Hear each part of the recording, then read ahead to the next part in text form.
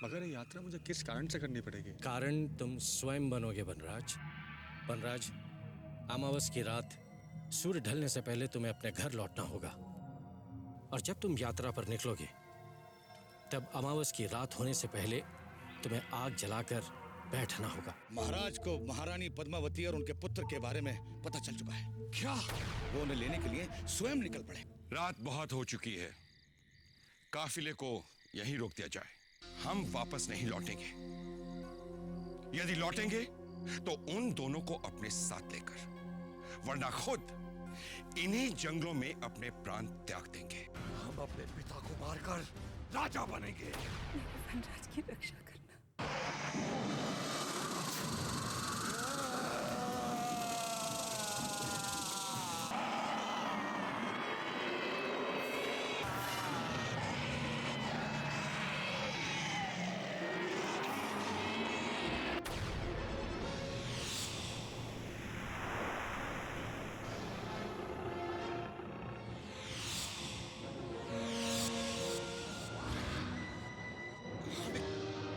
क्या हो रहा है?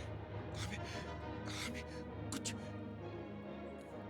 कुछ दिखाई क्यों नहीं दे रहा?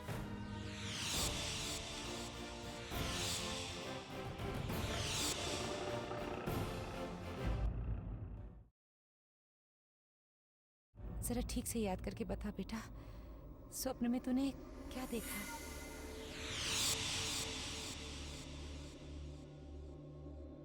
ठीक से कुछ याद तो नहीं है, धुंधला सा कुछ दिखाई पड़ता है। देख, तू मुझे टालने की चेष्टा मत कर। बता ना, स्वप्न में तूने क्या देखा? तू भी ना माँ, जिस बात को पकड़ लेती है उसे छोड़ती ही नहीं। मुझे थोड़ा बहुत याद है, बताता हूँ। मैंने कल रात सपने देखा, अपने ही जंगल में दक्षिण दिशा की ओर एक महाराज, जिनका चेहरा सूर्य की तरह दमक रहा था, अपने सैनिकों के साथ पधारे और शाम ढलते ही वहीं डेरा डाल दिया। उनके घुड़सवार सैनिक पहरा दे रहे थे और तभी अचानक एक भयानक जंगली जानवर, जिसकी आंखों में से आग निकल रही थी, उसने महाराज पर हमला कर दिया। महाराज पर हमला कर दिया? फिर आगे क्या हुआ? आगे मुझे याद नहीं।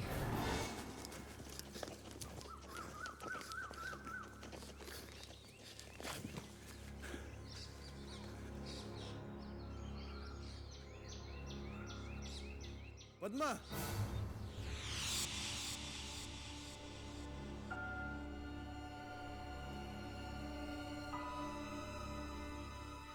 पद्मा, मुझे तुमसे एक अत्यंत आवश्यक बात करनी है। आओ मेरे साथ।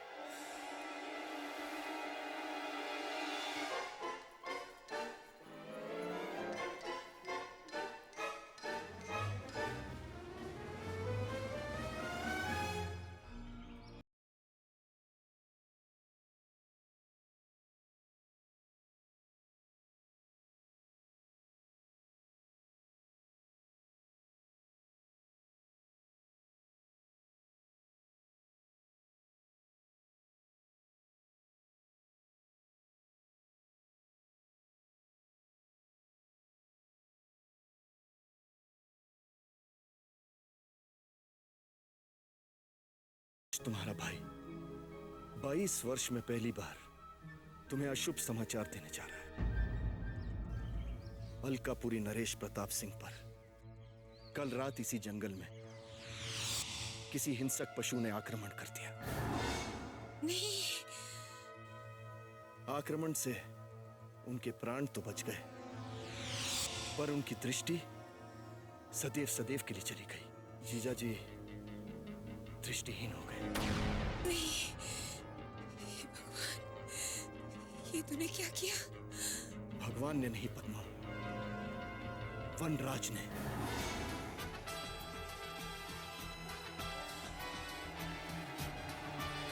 कदाचित वनराज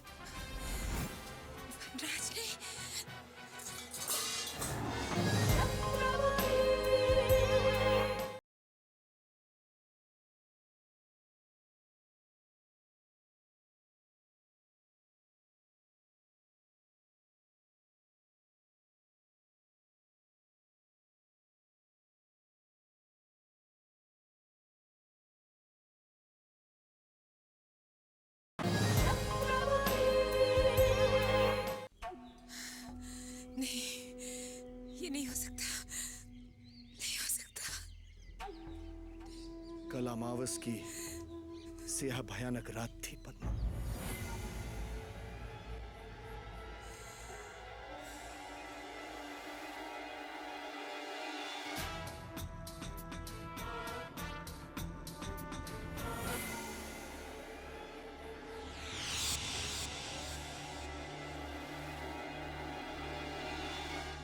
अरे अभागे,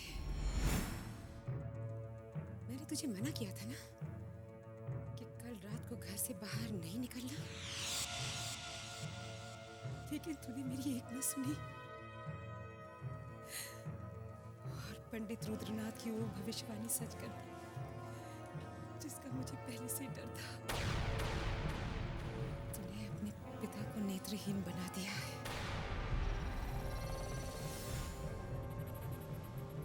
संसार अंधा कर दिया तूने, अंधा कर दिया, अंधा कर दिया, अंधा कर दिया, अंधा कर दिया, अंधा कर दिया।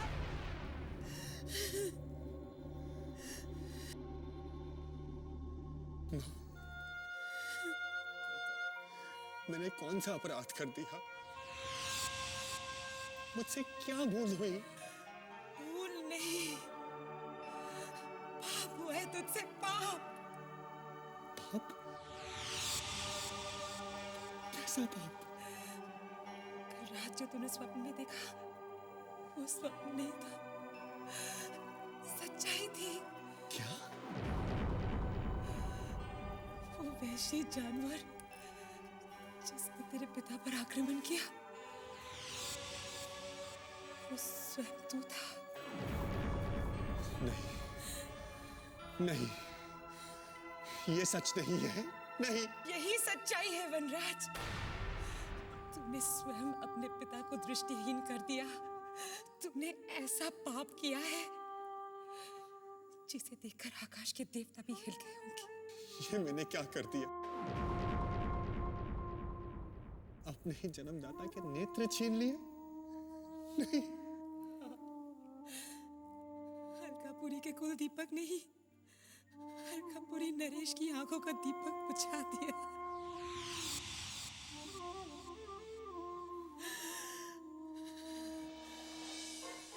और वो तू ही है जो अपने बाल सखा बद्री का भी हत्यारा है।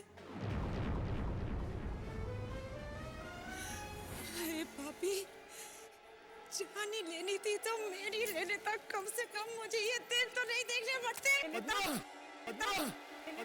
कम से कम संभालो अपने आप को, संभालो अपने आप को। भैया, मुझे भागन की तुमसे एक विनती है। तुरंत जाओ और पता लगाओ उनका स्वास्थ्य कैसा है। मैं उनकी सेवा करना चाहती हूँ भैया। कितनी लाचार हूँ मैं, अपना पत्नी धर्म भी नहीं निभा सकती। शांत हो जा बहन, शांत हो जा। होनी को कौन टाल सकता है? तू चिंता मत कर, मैं जाके पता लगाता हूँ कि महाराज किस हाल में है।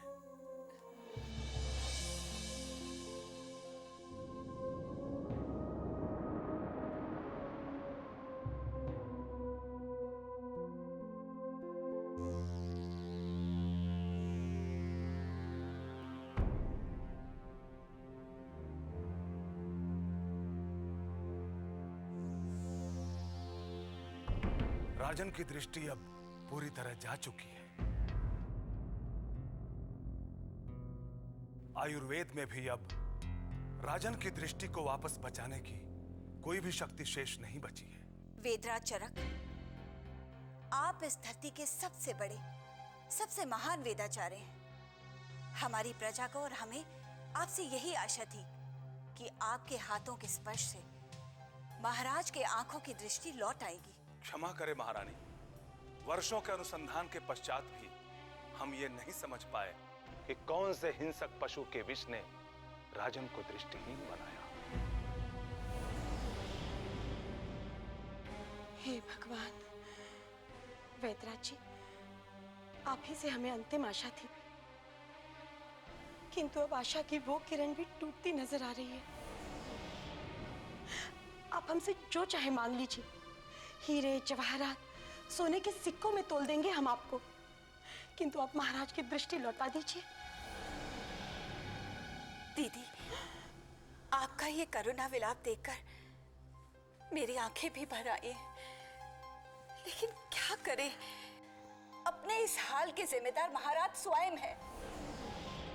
हमने महाराज को कितना समझाया था कि उस डायन पद्मावती और उसके पुत्र के पास ना जाए, लेकिन महाराज ने हमारी एक ना सुनी।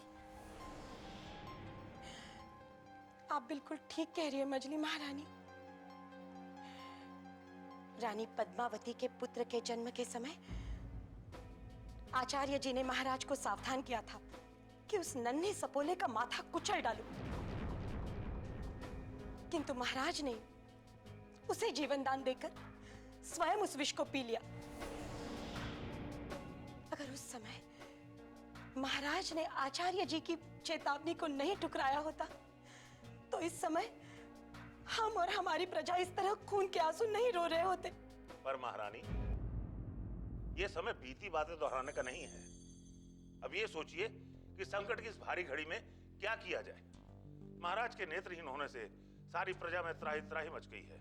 इस समय राज्य कैसे चलेगा, बस इसके बारे में सोचिए। सोचना क्या है आचार्य जी, भानु प्रताप को राजा घोषित कर दिया जाए। राज्य राजा के बिना कैसे चलेगा? क्यों महारानी जी? आप बिल्कुल ठीक कह रही है मछली रानी। आपको जो उचित लगे आप कर लीजिए। मैं तो अभी तक महाराज के नेत्रहीन होने के दुख से उभर नहीं पा रही हूँ। माताश्री, ये सब क्या हो गया माताश्री? जैसे ही मुझे पता चला कि पिताश्री की दृष्टि जा चुकी है, मैं तो जैसे दुख से पागल हो गया। मुझे तो ऐसा लगा जैसे मेरे पैरों तले धरती निकल गई। वेदाचार्य चरक, पिताश्री की दृष्टि तो ठीक हो जाएगी ना? नहीं युवराज, अब महाराज के उपचार के लिए हमारे पास कोई औषधि नहीं बची है। क्या? ये आप क्या कह रहे हैं वेद जी? हमने तो सुना है कि आपकी दवा से शव में भी प्राण लौट आते हैं। तो क्या अब महाराज की दृष्टि लौटने का कोई उपाय नहीं है? उपाय है। क्या?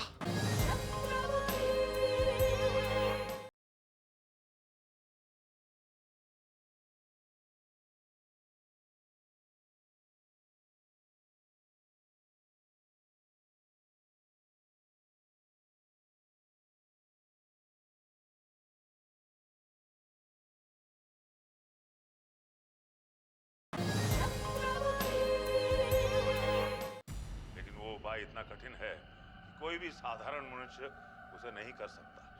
ये आप क्या कह रहे हैं आचार्य जी? यदि पिताश्री की दृष्टि लौटाने का कोई उपाय है तो हमें बताइए, हम असंभव को भी संभव करके दिखा देंगे। कहिए, क्या उपाय है? यहाँ से सैकड़ों कोस दूर एक बहुत सुंदर और शक्तिशाली राजकुमारी रहती है, जिसका नाम है चंद्रमुखी।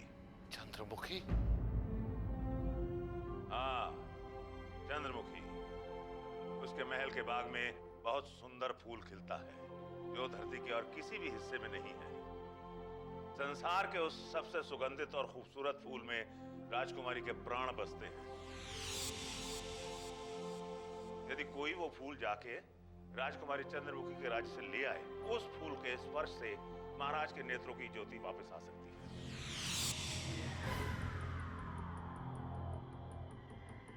तो फिर उस फूल के पानी में रुकावट कैसी? युवराज भानु प्रताप अपने सैनिकों के साथ राजकुमारी चंद्रमुखी के प्रदेश में जाएंगे और उस फूल को लेकर अपने महल वापस लौटाएंगे। बड़ी महारानी, उस फूल को पाना बड़ी कठिन बात है। उस फूल को पाने के लिए कितने ही शक्तिशाली राजा और महाराजा गए, लेकिन लौट के उनमें से कोई भी वापस नहीं आया।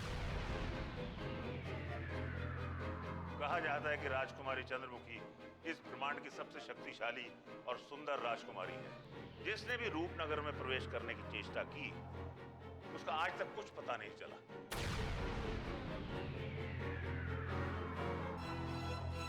जहां कोई नहीं पहुंचा, वहां भानु प्रताप पहुंचेगा।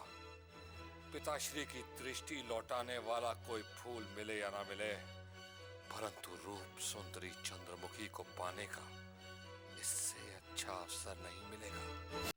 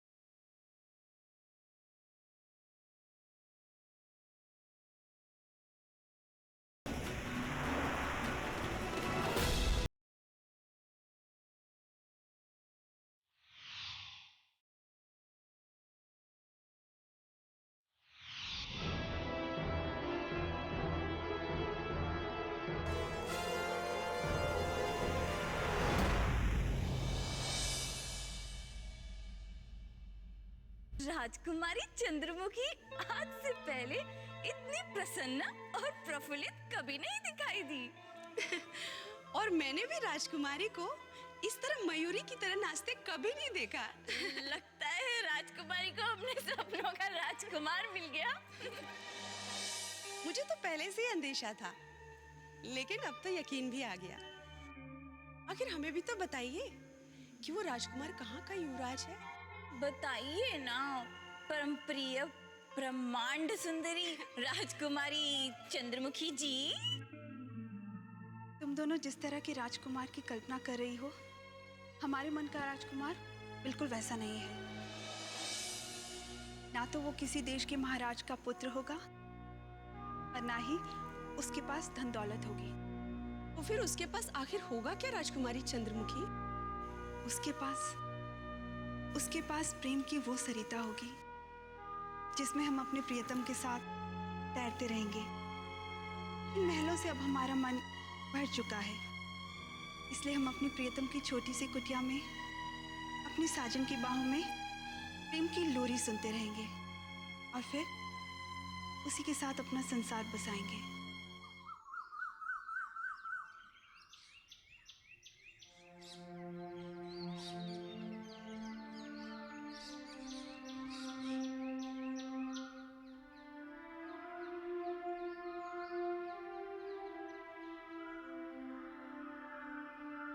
माँ, तो क्या सोच रही है? मैं देख रहा हूं तो कुछ खाती पीती नहीं, किससे ठीक से बात भी नहीं कर रही। अब बात करने को रह ही क्या गया है, जब तेरे पिता के संसार में ही अंधेरा छा गया है। तो मैं कैसे प्रसन्न रह सकती हूँ बेटा? माँ, मैं पिताश्री को अंधकार की खाई में झोंकने वाला मैं ही हूं। यही सोच सोच कर मैं दुख और पश्चाताप की आग में जला जा रहा हूं। पर मैं क्या करूं? मेरे बस में कुछ नहीं है। मैं तो ये भी नहीं जानता मैंने कब और कैसे उनकी आंखें छीनी। मेरा बस चलता तो मैं अपनी आंखें निकालकर पिताश्री को दे देता। अब पछताने से क्या फायदा? उस दिन अगर तूने मेरा कहा माना होता और अमावस की रात दियों से दूर घर से बाहर कदम ना रखा होता, तो आज मुझे ये आंसू नहीं बहाने पड़ते। जितना दुख मुझे तेरे पिता की आंखें खो जाने का है, उतना ही दुख इस बात का है कि उसका कारण तू है।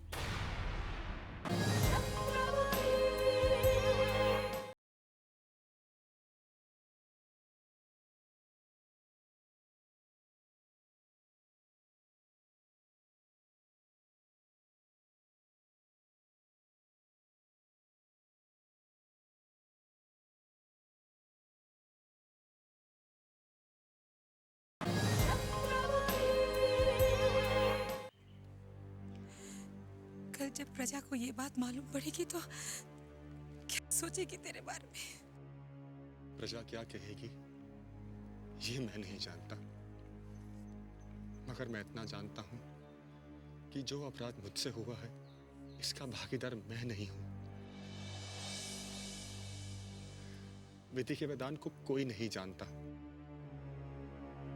जिस तरह तेरा मेरे साथ इन जंगलों में भटकना लिखा है, उसी तरह पिताश्री का दृष्टिहीन होना भी लिखा होगा। विश्वास कर मां, जो अपराध मुझसे हुआ है इसमें कोई अलौकिक शक्ति का हाथ है। दोषी मैं नहीं हूं, दोषी कोई महाशक्ति है जिसके विषय में ना तू जानती है और ना ही मैं समझती हूँ वनराज, तू इस विषय में कुछ भी नहीं जानता, लेकिन तेरे पिता को नेत्रहीन बनाने के अपराध से तू मुक्त नहीं हो सकता। विधि के विधान को कोई नहीं बदल सकता, मगर मैं चाहती हूँ कि तेरे ऊपर लगा ये कलंक से तू किसी तरह मुक्त हो जाए। पर कैसे? यही सोच सोच कर मैं थक गई हूँ बेटा। पता नहीं तेरे पिता मेरे बिना कैसे जी रहे होंगे। जब तक उनके नेत्र थे तब तक तो मैं चिंतित नहीं थी, लेकिन नेत्र खो जाने के बाद। मां, तू पिताश्री की चिंता बिल्कुल मत कर।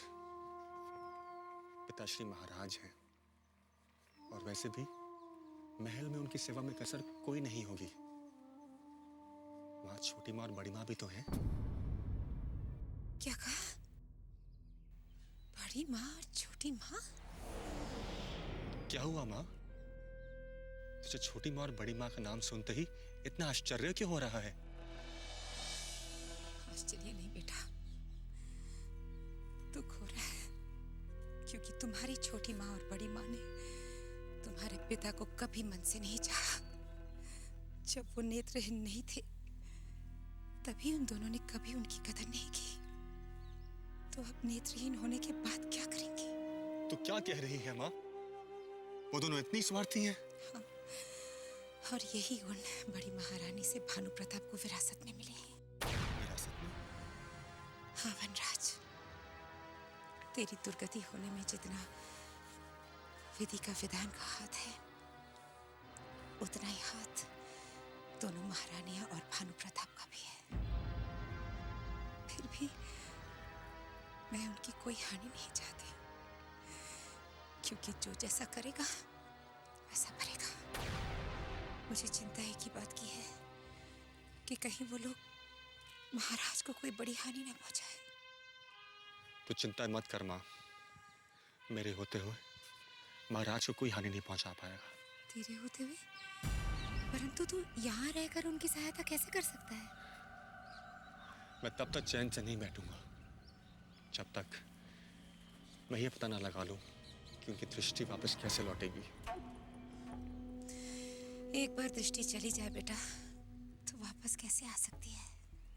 क्या पता मां, जैसे विधि के विधान ने उनकी दृष्टि जाने का कारण मुझे बनाया है, उसी प्रकार उनकी दृष्टि वापस लौटने का कारण मुझे बना दे।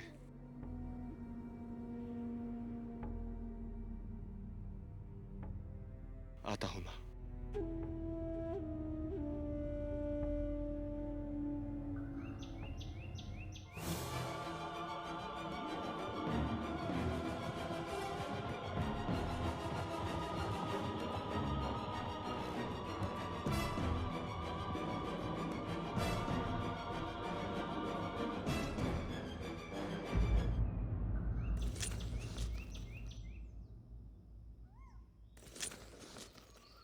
बाबा, बाबा।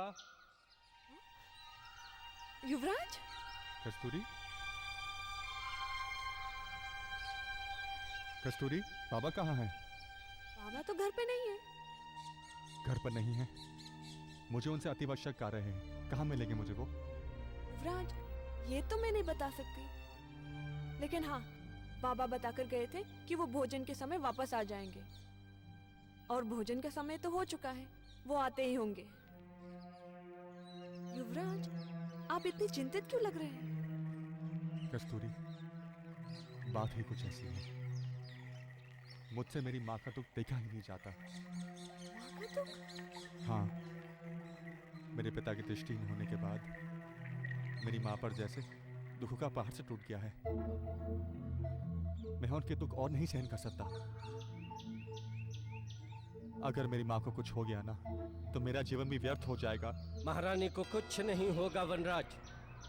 तुम व्यर्थ की चिंता करना छोड़ दो। बाबा, बाबा, मुझे आपसे अति महत्वपूर्ण बात करनी है। मुझे माँ की बहुत चिंता हो रही है। वनराज, जब तुम समझ जाओगे तो महारानी की चिंता स्वयं दूर हो जाएगी। परंतु इस समय तत्काल महारानी की चिंता को दूर करना संभव नहीं है, क्योंकि महारानी को अभी भी वो सब कुछ भोगना शेष है जो विधि के विधान में लिखा हुआ है। विधि के विधान में क्या लिखा है बाबा? यही वनराज, कि महारानी को और भी निराशाओं के भंवर में तैरते रहना है और दुख उठाने हैं। उनके दुखों का कब अंत होगा बाबा? माँ के दुखों को समाप्त करने का कोई उपाय नहीं है? वनराज, बस एक ही उपाय है।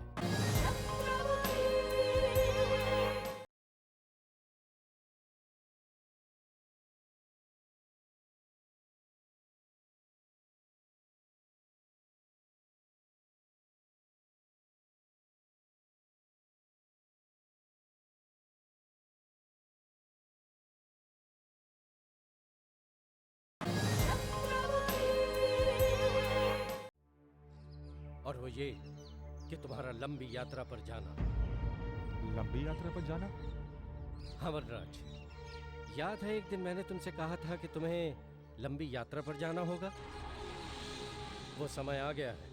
बाबा, मैं कुछ समझा नहीं। माँ के दुख दूर करने के लिए मुझे लंबी यात्रा पर क्यों जाना होगा? माँ के दुखों में और लंबी यात्रा में क्या संबंध है? समझाता हूँ। बस वनराज, मेरी बात ध्यान से सुनो। तुम्हारा मेरे पास आने का कारण है तुम्हारी माँ की चिंता और दुख को दूर करना, ठीक है? जी। और तुम्हारी माँ की चिंता का कारण है अचानक तुम्हारे पिता का दृष्टिहीन होना। बिल्कुल सही कहा बाबा। और अब तुम्हारे पिता की दृष्टि वापस लौट आने का संयोग ही तुम्हारी यात्रा पर जाने का कारण बनेगा। और जब तुम्हारे पिता की दृष्टि वापस लौटेगी तो तुम्हारी माँ की चिंता स्वयं दूर हो जाएगी वनराज, समझे? समझा बाबा। मुझे किसी नीम हकीम की तलाश में लंबी यात्रा पर जाना होगा। नहीं वनराज, इस धरती पर ऐसा कोई वैद्य नहीं है जो दवाई के इलाज से दृष्टि को वापस लौटा सके। तो फिर इस यात्रा का उद्देश्य क्या होगा? यात्रा पर जाने से मुझे क्या हासिल होगा? एक फूल जो तुम्हारे पिता की दृष्टि को वापस लौटा सकता है। एक फूल? क्या इस फूल को पाकर मेरे पिताश्री की दृष्टि वापस आ जाएगी? अवश्य, परंतु उस फूल को पाने के लिए तुम्हें सुदूर उत्तर तराई के जंगलों को पार करना होगा।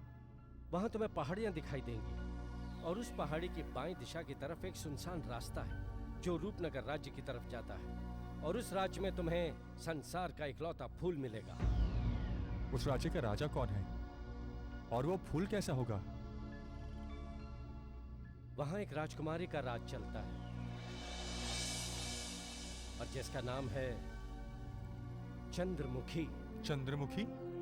हाँ, चंद्रमुखी। चंद्र से भी अधिक सुंदर मुखड़े वाली राजकुमारी चंद्रमुखी के बाग में तुम्हें वो फूल मिलेगा, और उस फूल की सुंदरता और सुगंध को देखकर तुम अवश्य उस फूल को पहचान जाओगे। परंतु उस फूल को पाना इतना आसान नहीं है वनराज। माँ का दुख दूर करने और पिताश्री की दृष्टि लौटाने के लिए मैं कठिन से कठिन नगर भी पार कर जाऊंगा। मेरा आशीर्वाद सदैव तुम्हारे साथ है वनराज, परंतु एक बात का ध्यान अवश्य रखना। इस फूल को पाने के लिए बहुत से योद्धा और महाराजाओं ने अपने प्राण गंवा दिए हैं, इसे भूलना मत। माता पिता की खुशी के सामने मेरे तुझ प्राणों का क्या मूल्य है? चाहे मेरे प्राण चले जाएं, मैं ये फूल पाकर ही रहूंगा। प्रणाम बाबा। विजयी भव वनराज।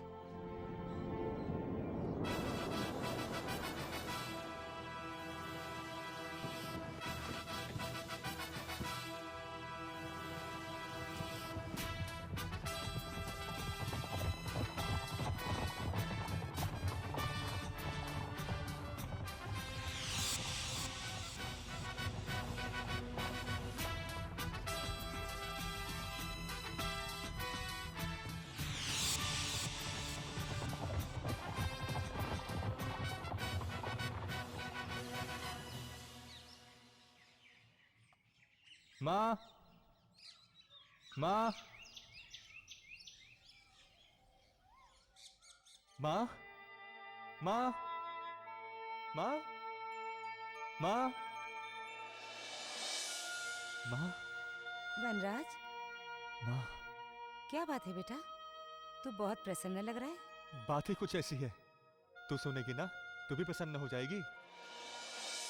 एक शुभ समाचार लेके आया हूँ। शुभ समाचार? हाँ माँ, शुभ समाचार। अगर मैं तेरे आशीर्वाद से सफल हो गया तो पिताश्री के नेत्रों की ज्योति वापस आ सकती है। नेत्र की ज्योति वापस आ सकती है? मगर कैसे? जल्दी बता बेटा, ऐसा तो क्या करेगा जो तेरे पिताश्री फिर से दुनिया को देख सकेंगे? हाँ माँ, एक जादुई फूल है।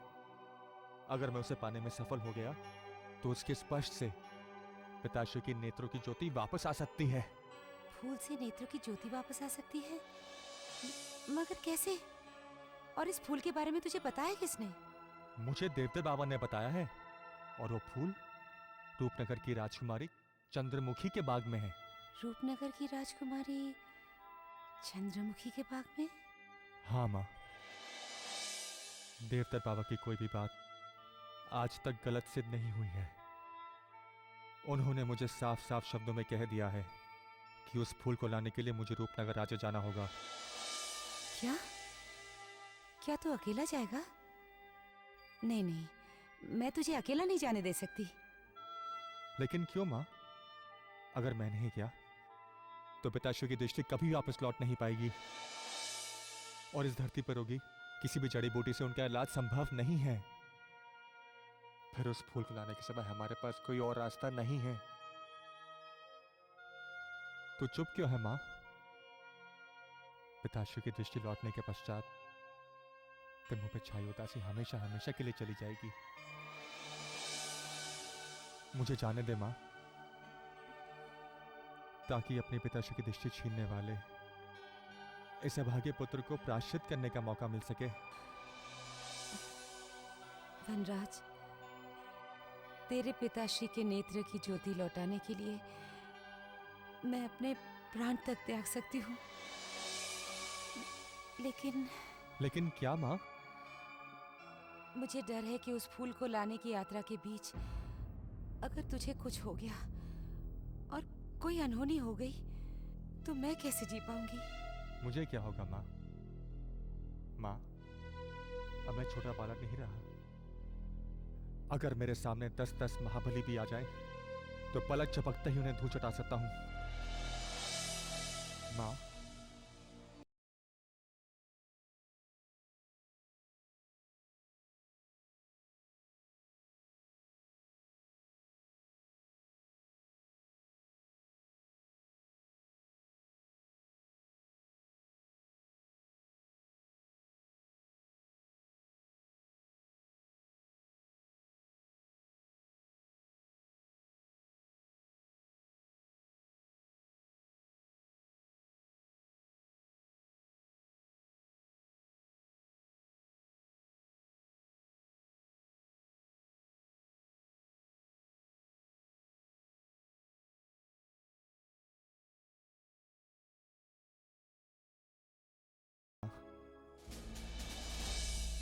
मेरी यात्रा की सफलता के पश्चात पिताश्री के जीवन में और उनके महल में खुशियां वापस लौट आएंगी।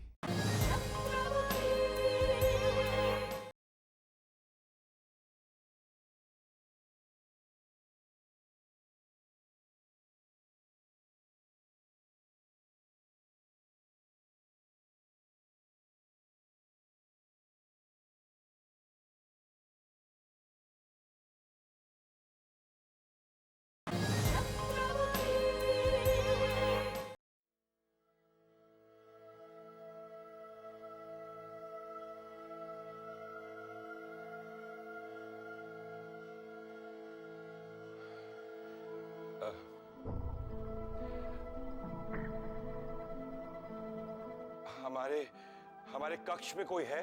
जी महाराज, मैं अपनी स्वामी की सेवा में उपस्थित हूँ। ओह, बड़ी महारानी। जी महाराज, हम तो कब से आपके कक्ष में खड़े आपकी लाचारी पर आंसू बहा रहे थे महाराज। हम तो ये सोच सोच कर परेशान हो रहे थे कि भगवान ने आपकी जगह हमारी आंखों की रोशनी क्यों नहीं छीन ली।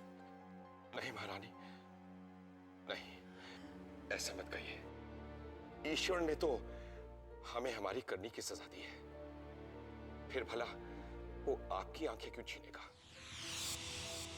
सारी गलती हमारी है। अगर उस जंगली जानवर से हम सावधान रहते तो आज ये नौबत ही नहीं आती। महाराज की जय हो। एक संदेश देने की अनुमति चाहता हूं अन्नदाता। अनुमति है। महाराज, युवराज भानु प्रताप सिंह अपना कार्य सिद्ध करने के लिए प्रस्थान करने वाले हैं, इसलिए वो महारानी का आशीर्वाद चाहते हैं। युवराज भानु प्रताप से कहिए कि प्रस्थान के पूर्व वो महाराज के कक्ष में आकर महाराज का आशीर्वाद ले लें। जो आज्ञा महाराज। बड़ी महारानी, ये युवराज ऐसी कौन सी यात्रा पर जा रहे हैं जहां उन्हें आपके आशीर्वाद की जरूरत पड़ गई, हमारे आशीर्वाद की नहीं? ये तो स्वयं युवराज ही आपको बताएंगे महाराज। महाराज की जय हो। सदा खुश रहो। क्या बात है पुत्र, आप इतने उदास क्यों लग रहे हैं? पिताश्री की लाचारी देखकर मां, आप कृपया मुझे पिताश्री के कक्ष में ना बुलाया करें। पुत्र, पिताश्री के कक्ष में आने से डर कैसा? डर नहीं है मां, बड़ी वेदना है, बड़ी पीड़ा है। जब हम पिताश्री को देखते हैं तो हमारी आंखें भर आती हैं। ओह, तो पिताश्री को इस अवस्था में आप देख नहीं सकते। समझ सकती हूं मैं, किंतु क्या करे पुत्र, होने को कौन टाल सकता है। यदि ईश्वर ने चाहा तो आपके पिताश्री की दृष्टि लौटाने की व्यवस्था भी वही करेगा। ईश्वर पिताश्री की दृष्टि लौटाने की व्यवस्था कर चुका है मां। हमने फैसला किया है कि हम चंद्रमुखी के राज्य में जाकर वो फूल लाएंगे जिससे पिताश्री की दृष्टि वापस आ जाए। हमें तुम पर गर्व है पुत्र। आओ, अपने पिताश्री से आशीर्वाद ले लो। आशीर्वाद दीजिए पिताश्री, आशीर्वाद दीजिए कि हमारा ये प्रण पूर्ण हो। हमें इसके सिवा और कुछ नहीं चाहिए। आशीर्वाद है पुत्र। पुत्र, अगर तुम्हारा प्रण ना भी पूरा हुआ तो निराश मत होना। कम से कम हमारी आंखों की रोशनी लौटाने के लिए तुम इतनी कठिन यात्रा पर जा रहे हो।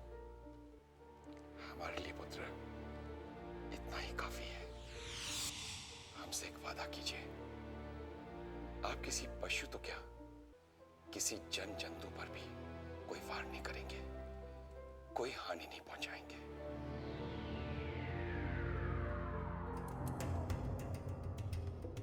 जो आज्ञा महाराज।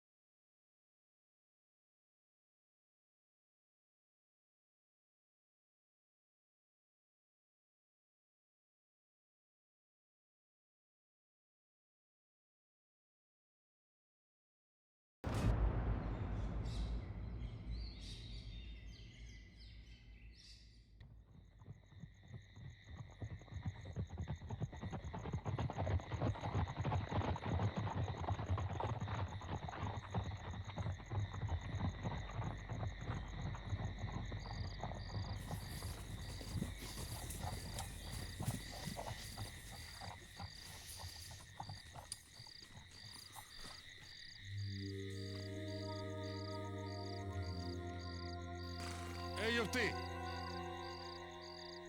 ठहरो।